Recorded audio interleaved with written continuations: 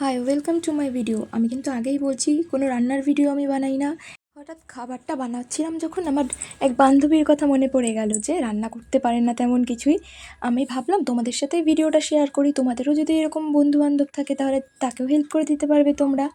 প্রথমে একটা আলু, একটা পেঁয়াজ, একটা লঙ্কা আর দুটো ম্যাগি আর একটা ডিম নিলাম। নিয়ে সেটাকে ম্যাগিটাকে সিদ্ধ করতে বসিয়ে আলু, পেঁয়াজ আর লঙ্কাটা কেটে নিলাম।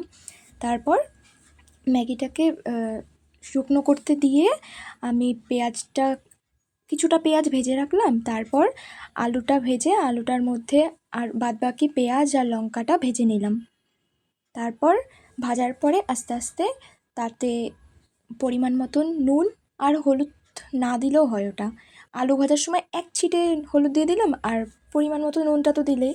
তারপর ম্যাগিটা দিয়ে ভালো করে নাড়িয়ে চাড়িয়ে নাও। তারপর ম্যাগিটা একটুখানি নাড়িয়ে তার মধ্যে একটা ডিম ভেঙে পুরো ম্যাগিটায় যাতে মাখানো হয়ে যায় সেইভাবে দিলে ভালো করে কিছুক্ষণ নাড়িয়ে চাড়িয়ে তাতে ম্যাগির মশলাটা দিয়ে দাও ভালো করে। তারপর কিছুটা ভাজা ভাজা হয়ে আসলে সেটাকে পরিবেশন করে দাও। হয়ে গেল শর্টকাটে একটা খাবার রান্না। এরপর পরিবেশনের যেটা আমি পেঁয়াজটা ভেজে রেখেছিলাম সেটা তার উপর দিয়ে ছড়িয়ে দিলাম।